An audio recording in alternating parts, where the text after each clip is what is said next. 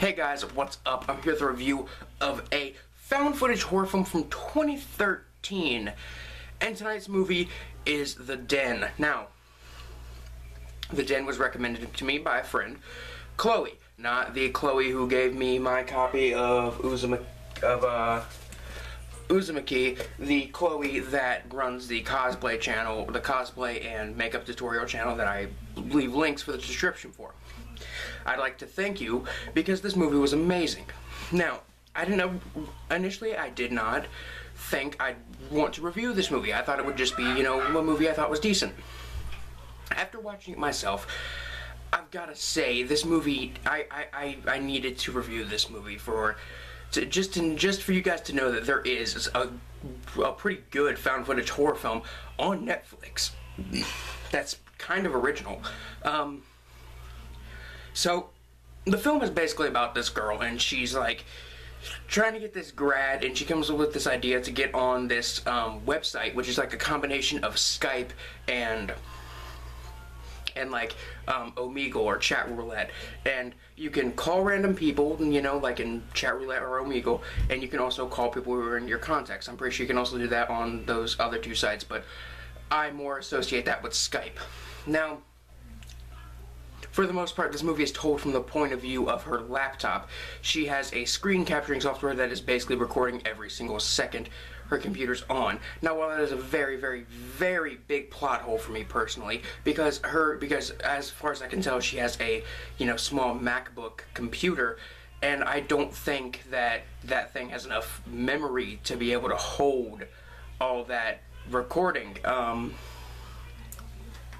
But I will let that slide. And basically, after she gets a call from this person that has no webcam, they have no mic, they just type. And after she gets a call from them once and hangs up, she gets a call again, and the person messages them, you're an ugly cunt, you should go die, something like that, something involving the word cunt. And she basically and then she gets the call again, and this time there's actually a video. But the video is of the girl whose profile picture is used for the account. It's the girl tied up with tape over her mouth, getting her throat slit. Now, the main plot point of this film is that she sees a murder on this like Chat Roulette kind of site, and from there on she starts things start happening, and the people that killed that girl are starting to come after her friends and family. And really, I didn't think this movie was gonna hold up, honestly. I thought it would be a bit boring, but honestly, they find a way to keep the movie interesting for the entire runtime. Honestly, I was not bored for a single second. It's almost always interesting or entertaining or cool or just kind of creepy. For the most part, the acting in this film was actually pretty good. Same goes for the writing. The directing was well done.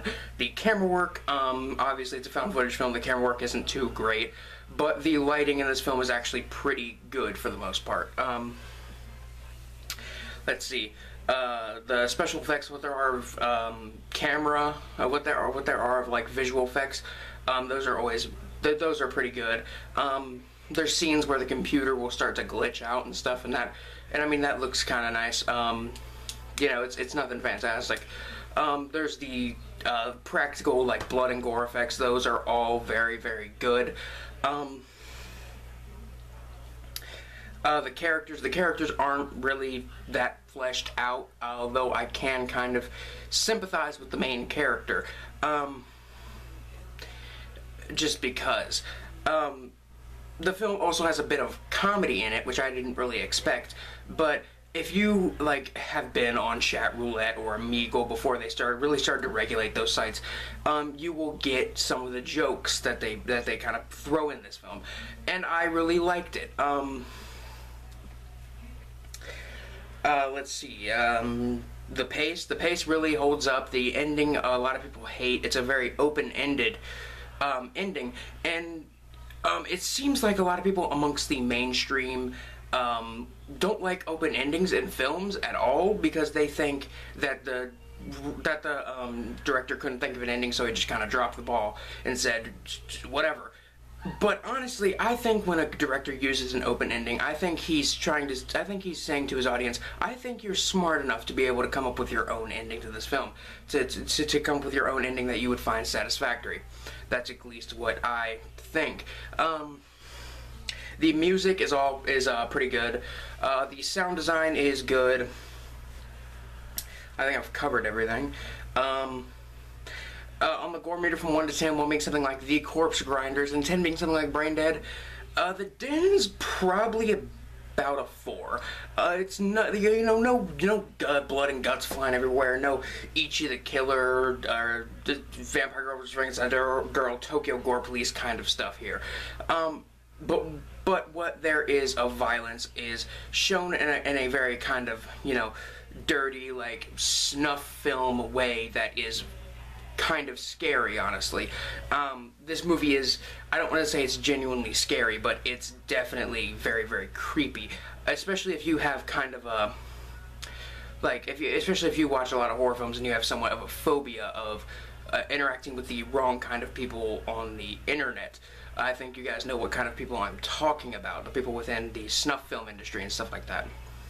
This film's pretty spooky. It's pretty spooked.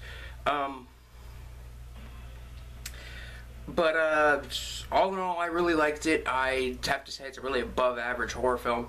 And this director, I hope he makes something else, because this was his first feature-length film, and I really, really liked it. I'd at least give it a 4 or 4.5 out of 5. Anyway, guys, I'm Biscuit Boo 69, signing off. Peace.